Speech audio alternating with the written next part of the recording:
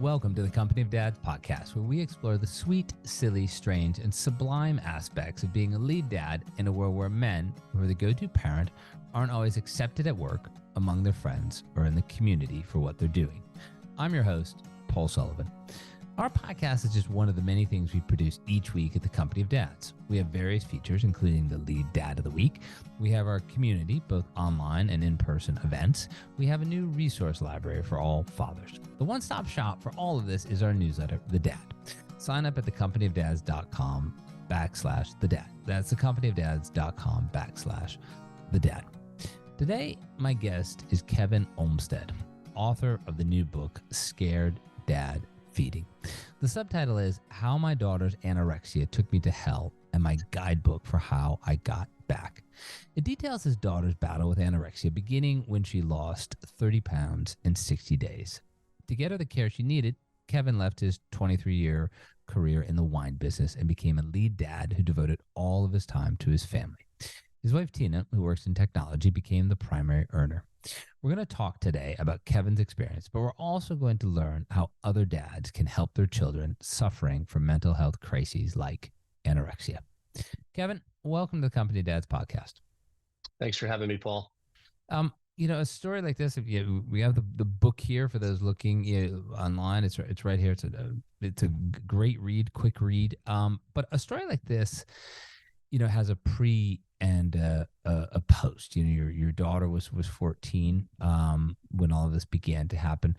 When you look back, particularly for parents listening, for dads listening, what was life like before your daughter began her struggle with anorexia?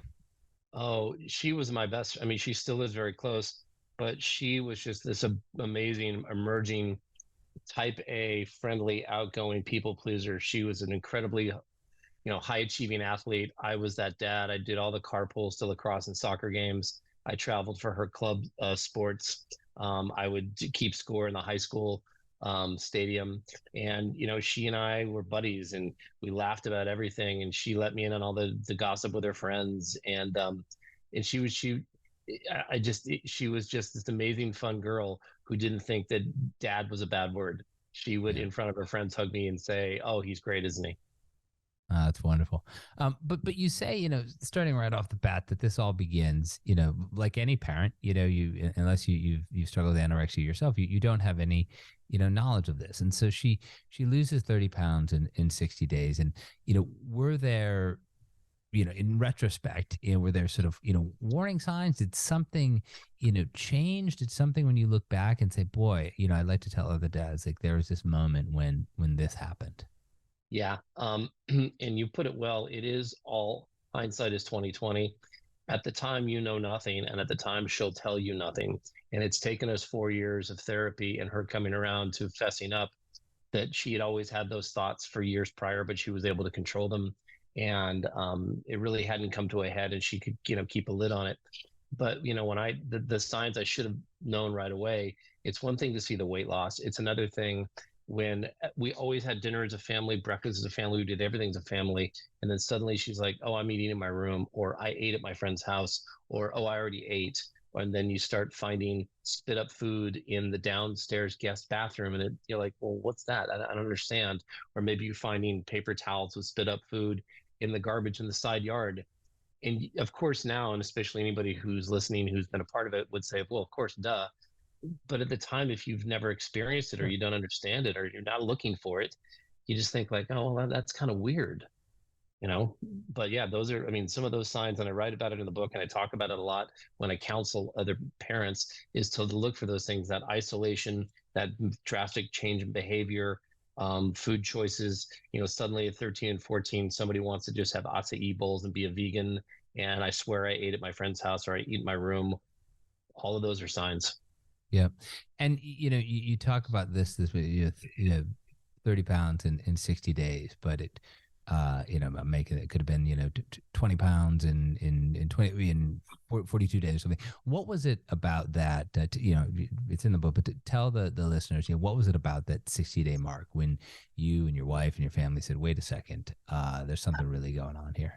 Yeah, for anybody out there who's got a teenage daughter, they kind of wear one of two things. They either wear nothing, or everything they wear, it looks like their college football playing boyfriend sweatshirt. You get, so there's times you I go, have an almost 14-year-old, and she is the college football player, and she's these, and my father, her grandfather, who is a much bigger guy than I, has given her these sweatshirts. I'm like, okay, they wouldn't yeah. fit me and they don't fit you, but yeah. And so there's just, again, if it's not on your radar and you're not looking for it, and kids, at that age, kids, girls, boys, they kind of have a growth spurt and then they go out, and they have a growth spurt and they go out. Yeah. And so with that, and you're not paying attention and all that, I think it really came down to, there was one point early in the summer that she came out into the backyard to just get some sun. And I mean, it's like I got hit in the face in a Roadrunner cartoon with a pan, that her bathing suit was hanging off her. And when you can see, the shoulder blades, and you can see the back, and you can see the ribs, and it was so shocking that it was just so stunned. And it suddenly all just kind of hit me like, yeah, she's really been distant. She's drinking all these weird water concoctions and vinegar, and she doesn't eat with us anymore. And she's starting to get angry around food. And oh my God, look at her rib cage. And I think that's what it was.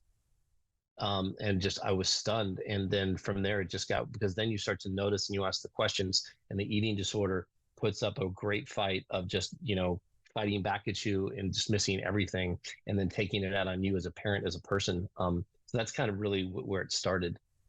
Yeah, and I can imagine, as I have three daughters, but as a father of a teenager, you're like, come on, Dad, what are you talking about? Like, leave me. No, I'm fine, Dad.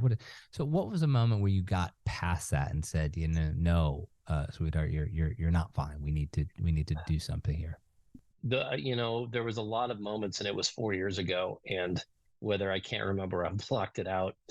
Probably the real tipping point moment, and I write about it in the book, was when we got into an eating disorder physician here. I live in the East Bay in Northern California, and there's not that many physicians who specialize in eating disorders, but we got in to see Dr. Sue Knight early on a Saturday morning as part of a favor to somebody. And they took her, and, they whisked my daughter away into the back for half an hour to do tests and check her vitals and do these things. And when the doctor called my wife and I in to talk to us, that was the minute where she looked at us and says, your daughter is drastically underfed and malnourished. Her heart is in an incredibly dangerous place right now. She has a wicked eating disorder. She needs to be hospitalized now. You're within a week or two of losing your daughter, so it's go time. Holy cow. And she's 14 years old at this time, correct? And even in that morning, so they take her in and they do all these tests of the heart and all these different metrics. And so we're sitting in a room with the doctor, and then the nurses bring my daughter in to sit between us, and she could read the room. She's 14. She has an eating disorder, but she's not stupid. She could read the room. She sat between us, and she listened to the doctor tell her what was wrong. And she didn't fight. She didn't say anything. She just kind of hung her head and started crying a little bit, but she knew. And she got in the car and she went to the hospital. She knew. But she was in a young elite athlete. She's playing lacrosse, and so Yep. without having food as fuel, had it impacted her ability to play lacrosse and to be out with her friends? Yeah. What it came down to is she was healthy enough through the end of her freshman year, up to about the end of April. But that's when, after the season ends, with a lot of high school teams, you go onto your club team right after the high school season ends. And so we started playing these tournaments in Illinois and Oregon. I think we went to Colorado. And I just see her maybe getting a little thinner and a little bit leaner. But to answer your question, I'll give you the hindsight's 2020. She wasn't pre-fueling or refueling enough. She was losing strength. She was losing speed. She was going back to her hotel rooms at night, lightheaded and not able to move. And of course, she's hiding all of it from me. It drastically affected her, and it also accelerated the weight loss, and it accelerated that spiraling down into hell. I mean, it probably accelerated, and I read about it in the book, that I was a flipping idiot. I mean, you're so blind to it, and you're like, duh, I guess we'll just go to the next tournament. And yeah, in retrospect, dumbest thing I could have done. Look, as you said, hindsight, it's always easy to beat yourself up after the fact. I mean, that you got her and you got her help, but I can't imagine you expected that when you went to see Dr. Knight that she would say, okay, we've got to hospitalize her now. You're in a week, within a week or two of actually losing your daughter. Like, unless a kid has, cancer or something like that, is, you don't imagine we're going to lose our kids, that young. So that's when it was obviously already a crisis, but that's when it becomes clear to you that it's a real crisis. And describe a bit of what happens. How does, because I'm sure life starts to speed up at that point. What happens as she gets hospitalized? She starts this long road of treatment that she's sort of 4 years along now, but it began that day. Well, what it begins is we're all on the same page and we're all honest and we've all been shown the light together. And at the same time, there's no longer my wife and I whispering like, what is she doing? What should we do? And her hiding it. It's all of us in the room together saying it's real and this has to be treated and let's go.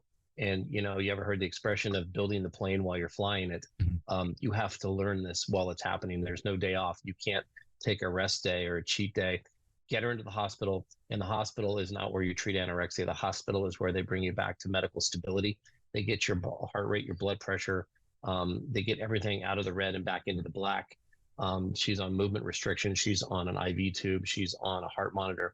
And that's also where you learn how you have to feed a kid 6 times a day and watch them like a hawk, and they can't purge it up or hide it afterwards. So again, it's really being thrown in a foxhole with no training. And then they offer you, as the hospital says, okay, you are now medically cleared and healthy enough to leave here. You're not cured. You're nowhere close to the end of this, but you no longer need to be here. Are you going to a residential program starting today? Are you going to treat them at home? Are you going to go to an outpatient program? What is your insurance? Have you read up on all this? What are you going to do, Kev? And then that first week that your kid's in the hospital and you're not sleeping and you're trying to understand what's going on, and you've tried to learn all that, and vet thinks your insurance, it's really overwhelming. One of the things I'll say now that the book is all about, and I've said 1,000 times, the whole reason that I wrote the book and that you found me and I'm here is I've stuck my hand up in my community. I'm not going to cure anybody's anorexia, but for everything I just told you, I put my hand up to say, hey, I'm kind of a first call. While you're spinning your wheels and you're in the hospital and your kid is struggling, you don't know what, call me. Let me understand what's the crisis, and let me kind of lay out a roadmap for you. Let me be your first, somebody to go to for an answer. Again, I'm not going to cure or give everybody the light, but at least let me be that first road marker to say, try this, try this, try this. This is going to be hard. This is going to be terrible. I wish I would have had somebody like me 4 years ago. That's what I was going to ask. Did you have somebody like that to be your guy? No. That's the other big tenet of the book, is so much, it's so pervasive. Nobody talks about eating disorders. There's so much shame and secrecy and control around it. And I understand parents, we all want to be private with our kids and our family. There's shame around it. I'm loud and proud and screaming from the mountaintops that you have to find help for your kid. You have to find help for yourself. You have to find community. And as I've done this, a couple of other parents and fathers have said, yeah, I'm going to do the same thing. I'm going to kind of be out there in my community for people to call and ask questions to, because in any crisis you go to, you need help. You can't do everything on your own, and you can't just read about it. You need to call somebody and say, hey, this is my problem. God, what do you suggest? What do I do? But in some way, anorexia is not, COVID in March of 2020. We know it exists. It's existed for a long time. There have been famous stories of celebrities who've battled anorexia. Why isn't there, more of a roadmap? Does it come back to what you said about this sort of shame and privacy? I would think that as an outsider that it would be something like, okay, this has happened, and now do the following 17 things, as it would if you were diagnosed with something else that's fairly common. It's hard to say. People take pride in saying that I'm an alcoholic, I'm getting treatments. If you're going to get cancer, think about it this way. They've done so much research and so many resources on breast cancer. The NFL wears pink cleats once a year. I mean, breast cancer is ready to treat. If you get it, the treatment and the resources and the modalities are all lined up. Eating disorders are mental disorders, and mental disorders are hard to put a leash on and lead to a cure, because there is no one pill or cast or treatment that says if this, then fixed, because it's all so individualized and so variable. I've met so many parents where their daughter or son had an eating disorder, but really came out of it in a year or two, or some of them go on for 10 years. My daughter's at year 4 and some kind of getting better. And some kids relate to treatment better than others. Some kids, it's just so variable. It's so hard.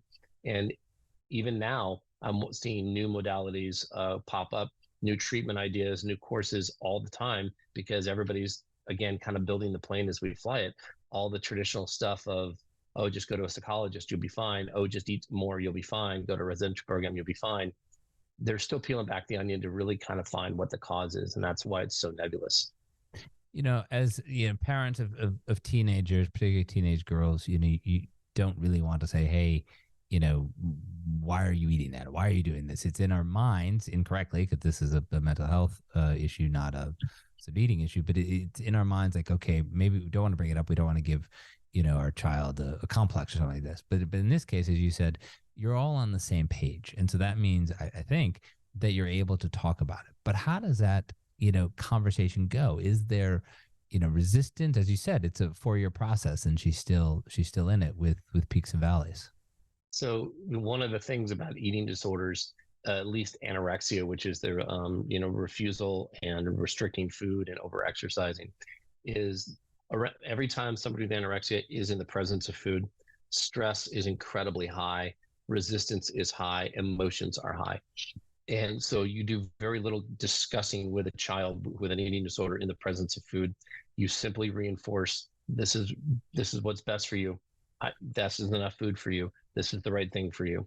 Yes, you got to make sure you eat it all. You can't debate it and you can't nuance it. It really isn't away from food. The stress level goes down, but at the same time, you can't get into an argument with an eating disorder, because they're always going to try to, they'll find a way to excuse it or find a way not to eat. So I guess maybe I'm getting really, really specific on your question. Even though we're all on the same page, you can't negotiate and debate an eating disorder. You just have to slowly move the rock uphill, which means to my daughter in the room, like, yes, we're out of the hospital. Now we're checking you into a residential program, and she's going to hate it. But I'm like, get in the car, we're going. Yeah. Or, hey, that didn't work, we're going back to the hospital, get in the car, we're going. And as you and I talked about before we started recording, even up until a year ago, when my daughter was 3 years into treatment and had a bad relapse, we had to check her into a program at UC San Diego. And at that time, she's 17. And we had to say, get in the car to go to the airport, to get on the plane, to go to the facility.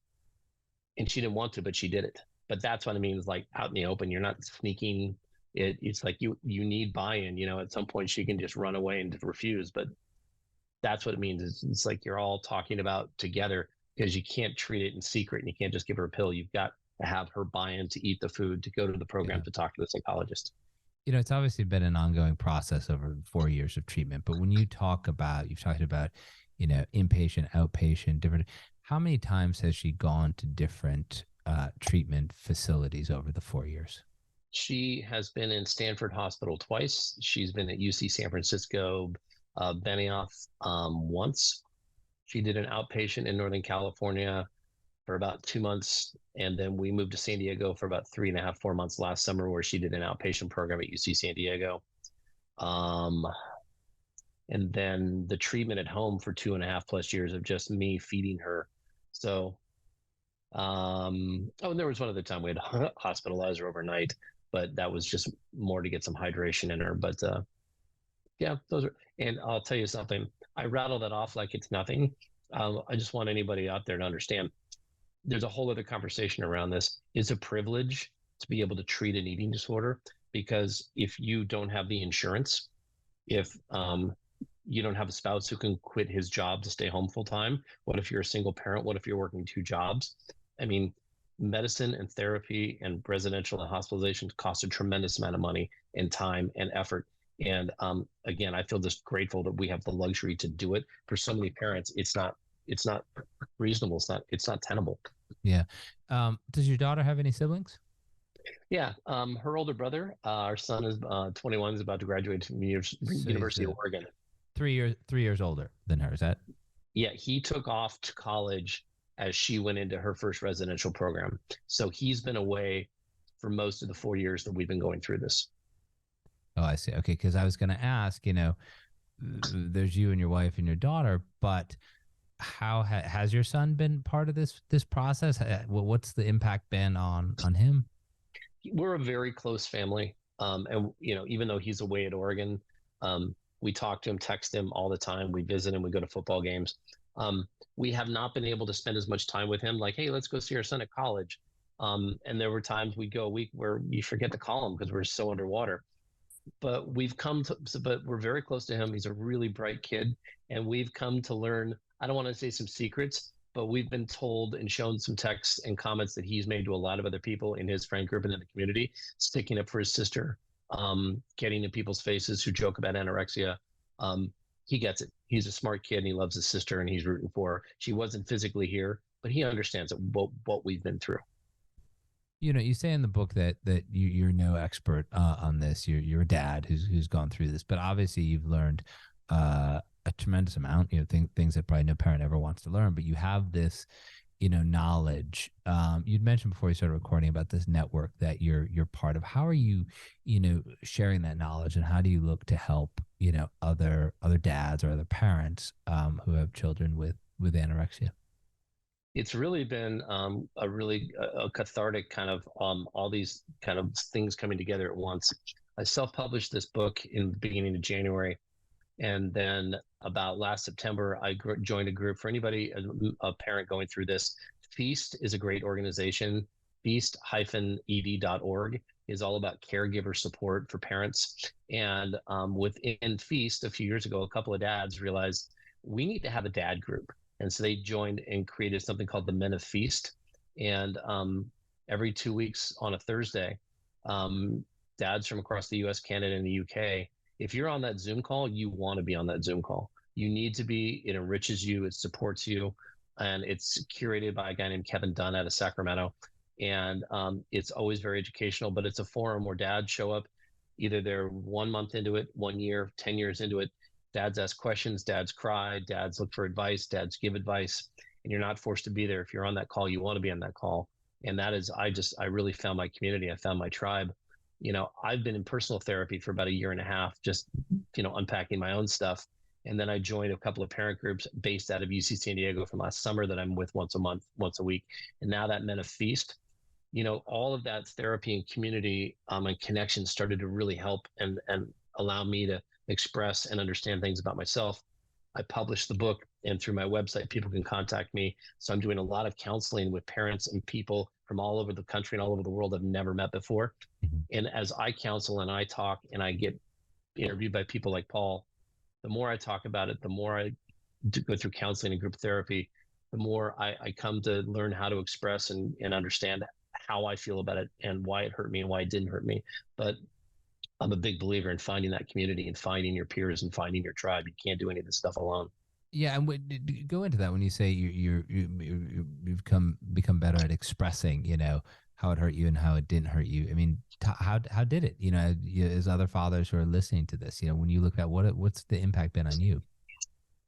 As a person, maybe especially as a male in a first world country, you've just got to let your ego go. Allow yourself to be vulnerable. Allow yourself to have a curious mind or a beginner's mind. Ask questions. Admit faults. Admit your emotions.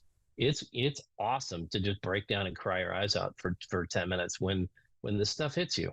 You don't have to go in the backyard and scream at the barbecue or pound a beer. It's okay to cry, and it's okay to let people see you cry. I've let my daughter see me cry a lot. And once you kind of let that out, and once you, again, I go back to the idea of just, it's a short life and it's a small planet. And if you just admit you're vulnerable and you're scared and you're sad, it's amazing how many other people, it is amazing how many other fathers, other men will see that and say, man, I agree with you. You're right. I feel the same way. What do we do? I mean, that's really the key. You write in the book about, you mentioned earlier about how your daughter needed to eat 5 or 6 times a day, and so that becomes something that's hyper scheduled. But you said in between in the book that you would take walks with her, and sometimes like any teenager, sometimes you'd open up and tell you all kinds of different things, and sometimes you would just walk. Talk a bit more about the importance of those walks for you, but for her, but for the sort of whole family healing and recovery process.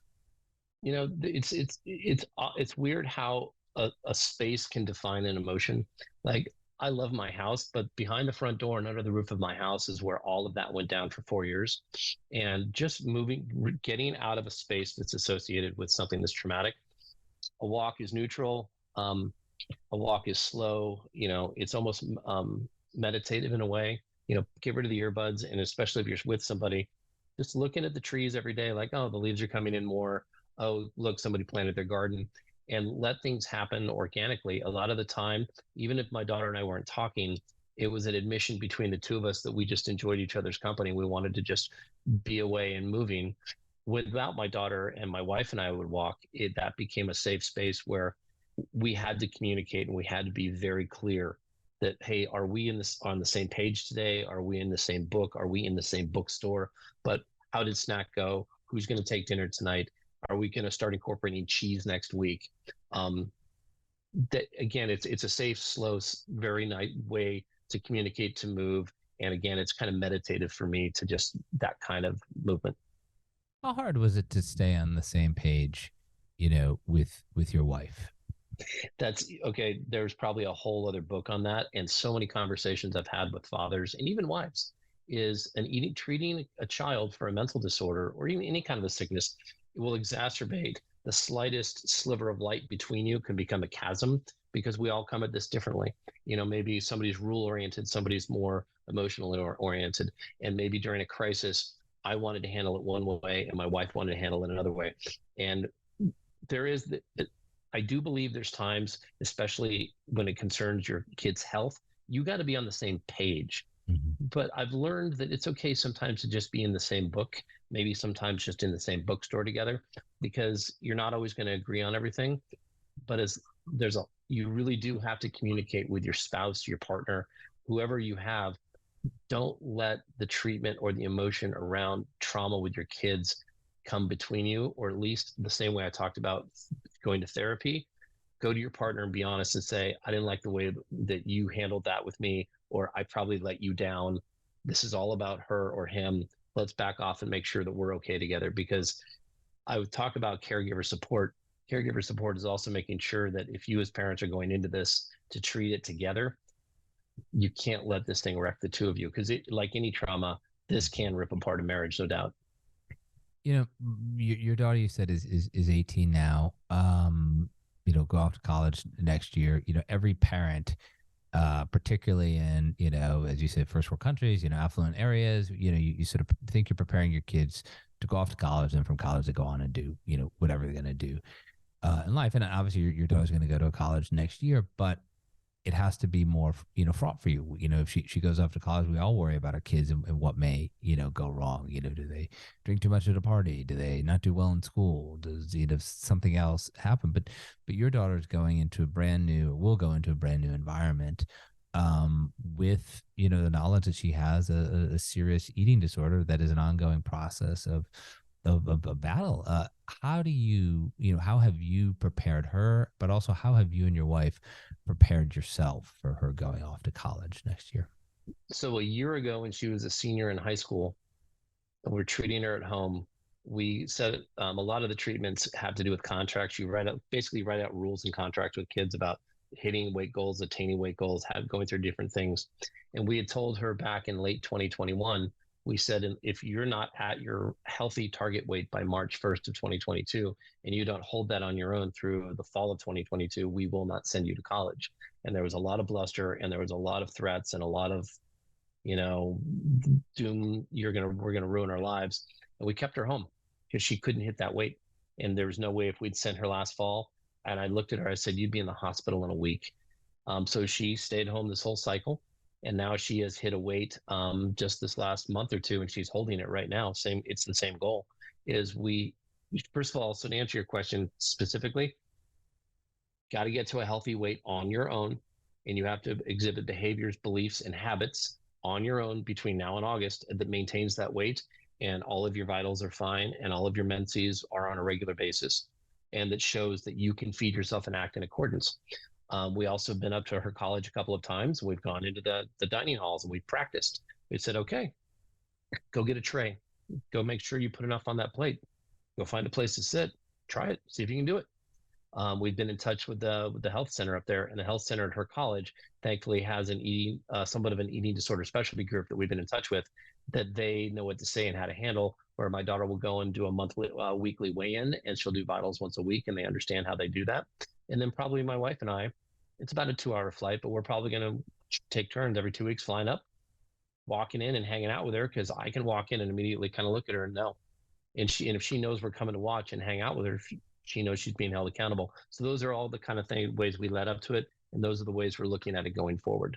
How has she spent this gap year between high school and college? Well, we didn't get back from the program at San Diego until mid to late September. She has a great job locally at a place that she's worked for years that she really, really enjoys.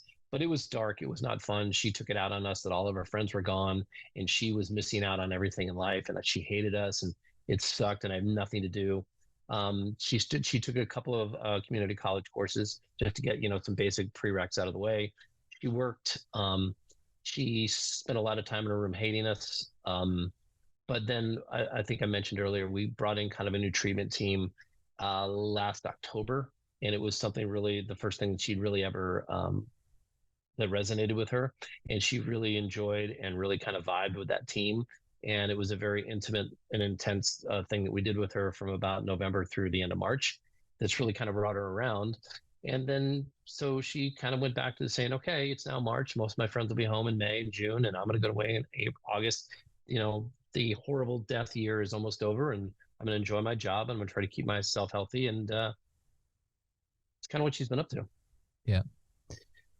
Kevin Olmsted, author of the new book, Scared Dad Feeding.